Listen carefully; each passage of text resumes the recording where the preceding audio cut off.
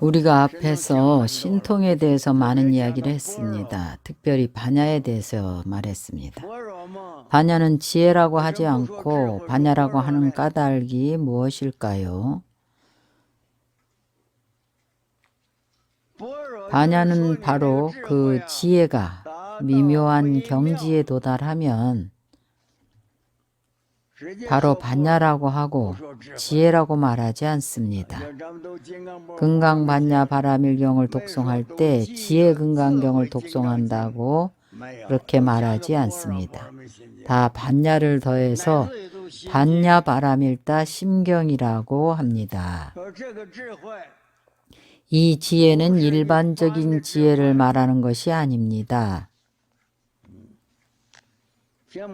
우리가 경전을 읽을 때 모르는 것이 알아지면 지혜라고 합니다.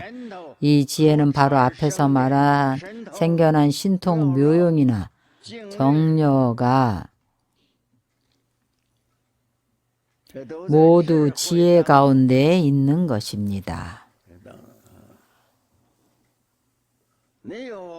지혜가 있으면 무슨 일을 하든지 장애가 없습니다. 지혜는 광명의 뜻입니다. 통달했다는 뜻입니다. 장애가 없습니다. 혹은 해탈을 위해서, 해탈은 바로 해탈도입니다.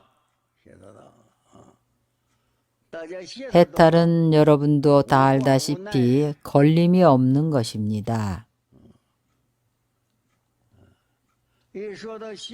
해탈이란 어떠한 상해도 걸림이 없는 것입니다. 해탈 자체는 반야의 뜻입니다. 또한 공의 뜻이기도 합니다. 비우면 장애가 없습니다. 어떠한 사물에도 장애가 없습니다. 부처님의 32상 80종호, 부처님의 음성, 일체 모든 공양구에 다 묘자를 붙입니다. 묘색, 묘성, 묘향, 혹은 묘한 맛, 묘한 촉감과 이익, 명예, 공덕, 기술 등을 위해서 모두 다 묘자를 더했습니다. 무슨 의미를 내포하고 있는가 하면 해탈입니다. 해탈은 바로 집착하지 않는 것입니다. 색을 보아도 색이 아니고 소리를 들어도 소리가 아닙니다. 그래서 묘자를 덧붙인 것입니다. 육근이 전부 바뀌고 변화합니다. 모두 해탈한 가운데 있습니다. 혀로 맛을 보면 그 맛을 묘미라고 합니다.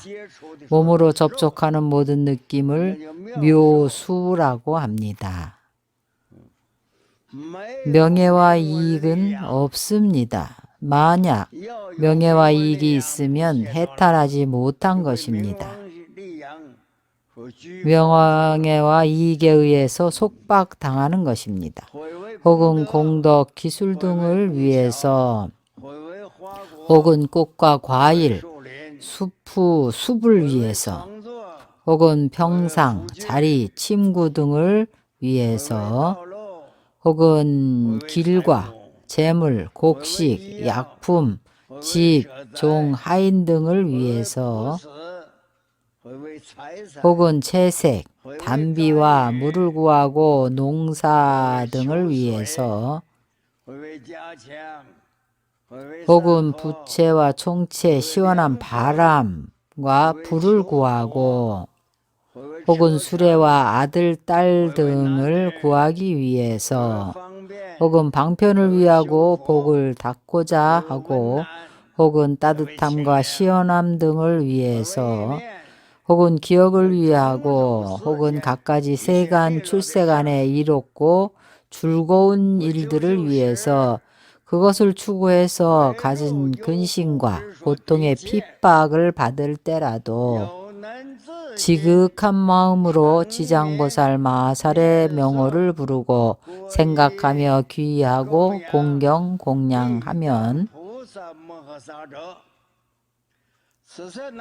이 선남자는 공덕과 묘한 선정의 위실력 때문에 그들로 하여금 모든 근심과 고통을 떠나 모두가 소원을 이루게 하며 그 응함에 따라 천상에 나게 하여 열반을 증득하는 길에 편히 두느니라.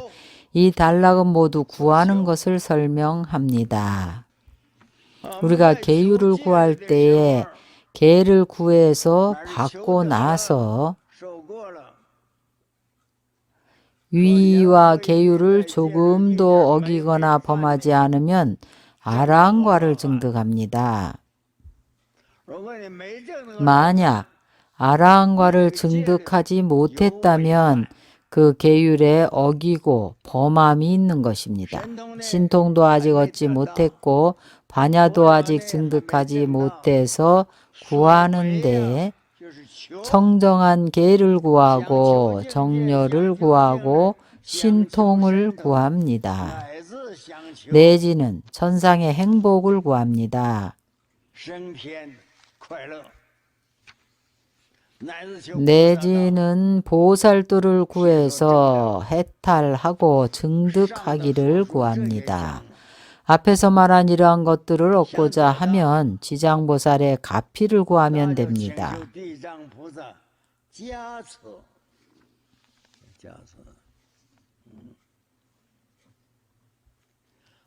앞에서 구한 내용이 많은데 지장보살님께서 다 들어주십니다.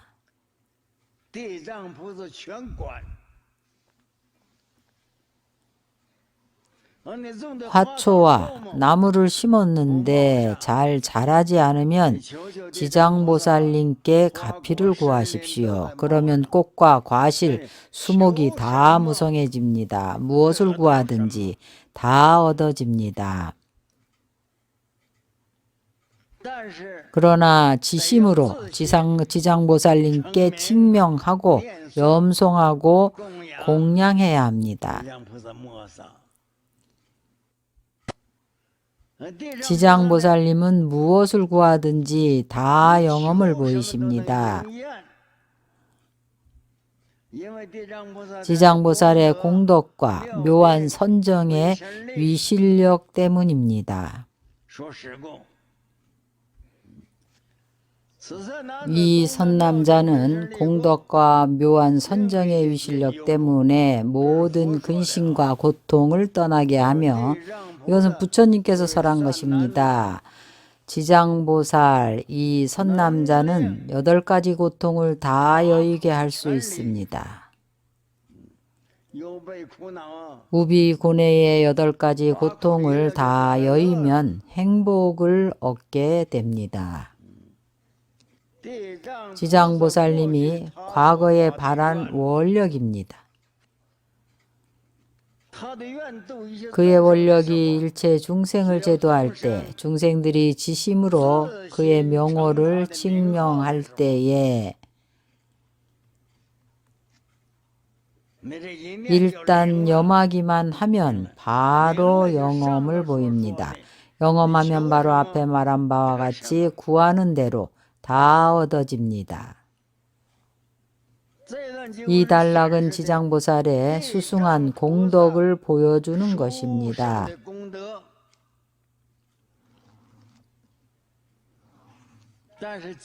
그 기본 조건은 반드시 신심이 있어야 합니다. 지장보살을 믿어야 합니다. 문제는 여기에 있는 것입니다. 여러분이 마음으로 만약 지장보살을 믿을 수가 있다면 여러분의 마음이 지장보살님 마음과 하나가 되는 것입니다.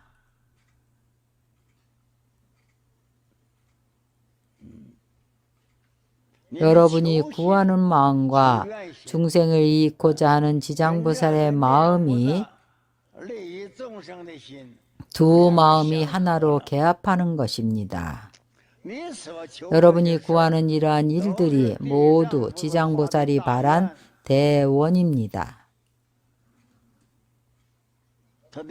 그의 원력은 일체 중생의 모든 소원을 만족시키는 것입니다.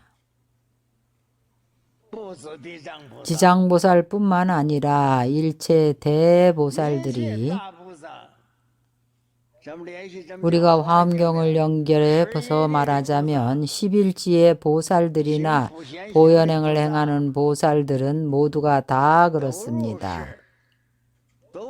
모두 다 중생을 만족해 하는 이러한 대원을 바랍니다. 중생이 구하기만 하면 여러분이 반드시 구해야 합니다. 중생이 감이 있으면 바로 응합니다. 그러나 반드시 신심이 있어야 합니다.